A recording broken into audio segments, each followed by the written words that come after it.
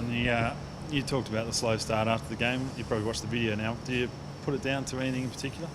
Well, you got to have, when you go over to play a team like Fremantle on their home turf, you've got to match their intensity in the first part of the game, and their intensity was at an extremely high level, and we didn't match it. And sometimes it's as simple as that. We didn't stick our tackles and didn't play with the ferocity that they played with in that first half. And you need to do that away at any time. You need to do it in any game, but particularly away against Fremantle. The good thing was we were able to turn that around in a fairly big way in the second half, and our leaders were able to stand up and we pushed back hard and didn't quite get there, fell short in the end. Did you think, not partway through that last quarter, that you had to really run? It looked like you were going to run over the top of them. Yeah, I mean, we got within 3 points, and it was you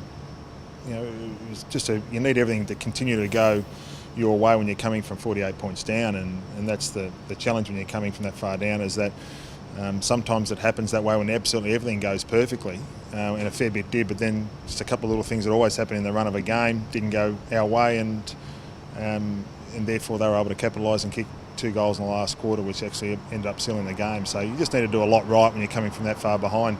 We did a lot right, but it wasn't enough to win the game. What Fremantle has shown in the first half of the first 2 games, or the last 2 games there, has that kind of made them the early season benchmark?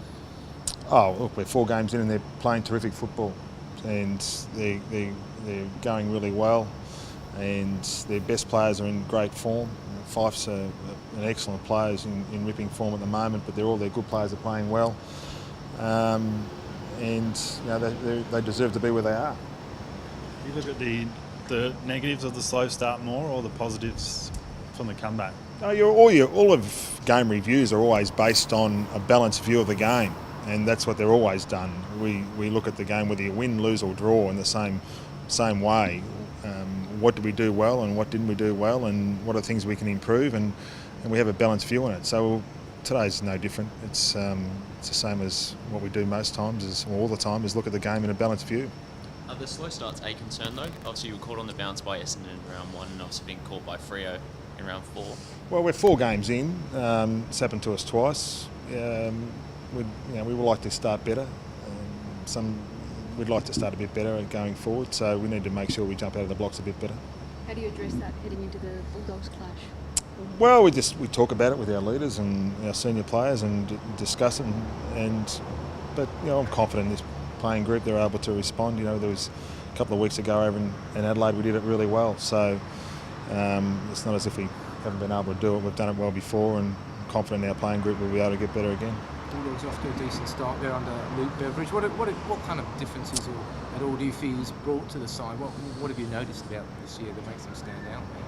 Well, they're good players, are playing well. They've got their defence structured really well. They're well set up behind the ball, and they're also attacking with great passion and enthusiasm. And when you're playing that sort of balanced game like they are at the moment, they're getting the results. I mean, to come out and play against Adelaide, who are on top of the ladder and getting lauded themselves as far as their game style, was a terrific effort, and have a win the size of that you did on the weekend against Adelaide shows you that they've got talented young players that are playing with the freedom and attacking the ball that's allowing the results they're getting at the moment. So they're a formidable opponent this week. They're playing really good football.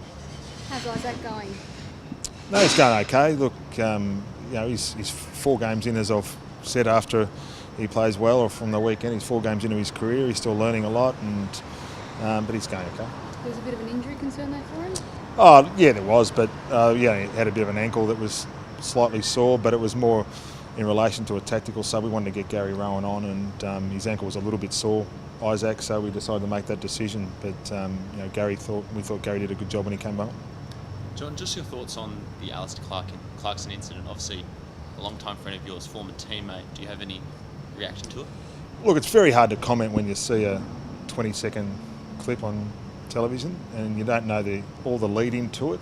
You don't know what happened off camera that wasn't shown, and it's very difficult to have a strong comment about what Alistair's done unless you've actually walked in those shoes. And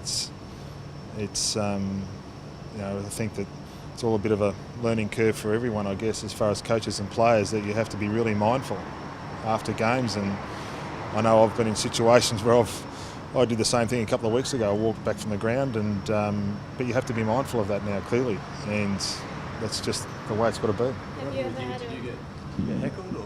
No, it was fine. It was fine, but it makes you think about it. Have you ever had an incident like that with a fan? Not to that extent, but there is a.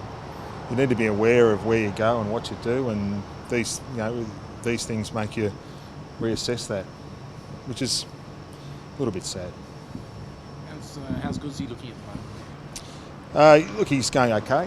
He's going pretty well. I mean, he went up on the weekend and had 20 on possessions and was okay. Well, if we come out of the game on the weekend, our senior game, and we lost by 14 points and didn't have many injuries, that's the challenge, is what we do as far as selection-wise. But he went okay on the weekend. Is he a Sam chance reading of coming back? Look, he's a chance every week. There's a chance every week. We've got a couple of players that play pretty well in our reserves, and he was one of them. There was a couple of others, but we've got to assess the game from their weekend, our senior game, and work out what changes, if required, if any, going forward. Sam Reid went well. Is there any more pressure on Goodsey in regards to that? With Reid doing so well? Not really. I mean, Reedy goes down back and play in the ruck, can play forward, can play wing. It's just a matter of, we need to make sure. It was a good sign from Sam on the weekend. He played pretty well, so that was a real positive for us. Just back on the Clarkson incident, do coaches need more security around them? Look, on match days, it's when you're actually at the ground, it's pretty good. There's terrific security supplied by the AFL and the grounds. But once the siren goes and you're with your family, or you're walking across to your car and you want to get going, I think that needs to be looked at, and which is, as I said before, it's a bit of a shame.